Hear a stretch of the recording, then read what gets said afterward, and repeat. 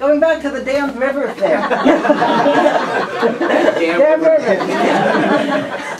You want to protect your right to fish, Mr. Hill. Would you afford, after dispute resolution and arbitration, assuming you won and the person who erected the dam loses, would you give her the same protection to not use deadly force? Would you use deadly force yourself? To protect your property rights that you just won in this dispute arbitration? Would I use deadly force to tear down the dam? We were talking about force. I'm going to say this is deadly force. Okay, deadly force. Well, would I use deadly force? I think that just because someone violates your property doesn't automatically extend the right for you to extinguish their life. I don't believe that whatsoever. Because if a kid wanders onto your property, you could say, you violated my rights, bam, and shoot him. No, I don't think that's right at all.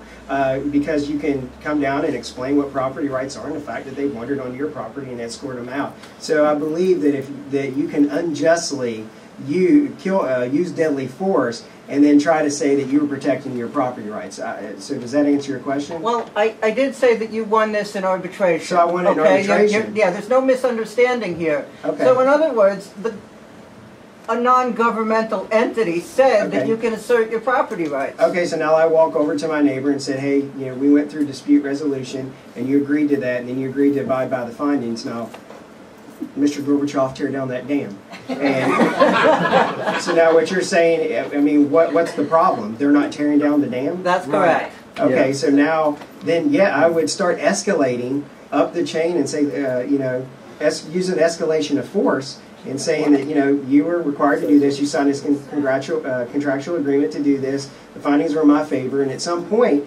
that dam is probably not going to be worth their life, and they'll probably tear down it, and it would never get to that in the first place. So, Mr. Hill, yeah. I'm sorry, but you're telling me that you're going to basically escalate the use of physical violence so you can get a couple I didn't say physical violence, I just said force. It doesn't have to be in the form of physical violence. I think force is physical violence. Force is physical violence. Today, law enforcement carry guns and they use deadly force. Okay, so let's... sorry, gentlemen. It can come to deadly force. It can, but you're making the assumption that it's going to, and I'm making the assumption that it's probably not going to. I agree with you. It probably won't. Okay. But this argument about how far would one go, in the use of force, let's say one's going to go very, very, very far. You want to protect your property rights to fish, okay? But you're saying that... Did they pull out a gun and tell me they're going to shoot me if I try to tear down their dam? Is that happening? No, I'm saying you're going to pull out the gun to protect your rights to fish. But again, you're making that assumption that it's going to have to come to that. I'm saying that it doesn't necessarily have to, and I would have to be put into that situation and work that individual situation out with that person. At what point would you not use force? What point would I not use deadly force? Any force. Any force? I mean, the point to where there's a difference in initiating force, and initiating force was building the dam that infringed upon my property. Then there's retaliatory force, which is legitimate in order to fulfill fulfill that decision. To right the wrong. To right the wrong. There's a difference there. Now, if it come down to that person puts a gun in my face and says the only way that you're going to take down this dam is over my dead body, and if fishing is the main source of my substance and I can't live without it, then yes, I would probably take that person's life. Okay, thank you very much for your answer. So you wouldn't just go on their property and kill them. You'd try to take down the wall, and if they tried to stop you, you would use force. Is that right? Yeah, if they put a gun in my face and tell me they're going to shoot me. We're also assuming that that's the only answer. I mean, there could be so many other answers without initiating force. I mean, this person's going to get a pretty bad reputation in the free market, especially if there's some kind of dispute resolution organization that keeps tabs on that kind of thing, like a credit rating. You're saying that it's kind of a false decision that you're either going to have to kill this person to enforce a contract which they supposedly agreed to. Arbitration both people should say that the resolution of this arbitration we're going to follow. I'm sorry, but with all due respect, this is the same argument that you say when you equate taxes with stealing. This is the very same argument that you guys object to. If I may, am I mistaken about that? It's not because our whole premise tonight that we're trying to talk about is the non-aggression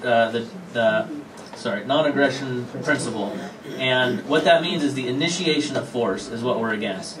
And it's important that you say initiation, because that doesn't preclude defense. Everyone has a right to defend themselves. So that makes all the difference in the world on who aggress first. And if you're trying to stop aggression, you may have to use aggression, but it should only be to the level that that aggression first occurred. So in the case of the dam, it should never come to where the person, there has to be a gunfight over it. Thank you. Okay, thank you. Yes. Yeah, I just think that really sort of decides this whole argument. I mean, what you've just demonstrated there, I think, is that ultimately the market comes down to a relationship of coercion. Because if someone doesn't agree, you always have to resort to force to enforce that. So that distinction you make that somehow the market is a realm of freedom and the state isn't, the market relies on the state for the ultimate enforceability of any agreement, and therefore, by your own logic, it is itself a form of coercion. And the same question that was asked there earlier can be asked of any market relationship. Are you willing to kill somebody to enforce your market relations? But again, it's different kinds of power. Again, it's being confused. Legitimate and illegitimate force in order to uphold legitimate contracts. There's a difference there, and you're saying that there's not. That's why you're saying that there's a contradiction in our logic, because you refuse to accept the fact there's a difference between legitimate force and illegitimate force. Okay, Herb wanted to say something. Yeah, it's not relative at all.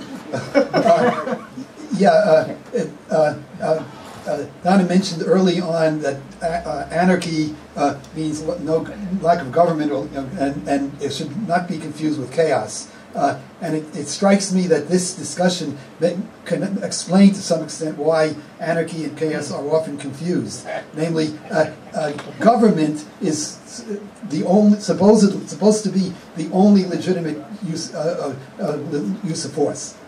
If there is no government, there are still going to be conflicts. There's still going to be disputes, and without some agreed upon ultimate arbiter, that is allowed to use force, disputes will wind up inevitably resulting in who is stronger.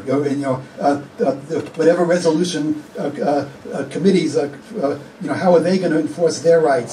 So you wind up eventually with someone that says ultimately there is a proper ability or rights to use force, and that's why every human society that ever existed has some form of government. But why does that arbiter have to have a monopoly? Why can't there be multiple arbiters to choose from? Why does there have to be a single monopolistic government that carries that out? Okay, we're going to leave that as a rhetorical question. Thank you.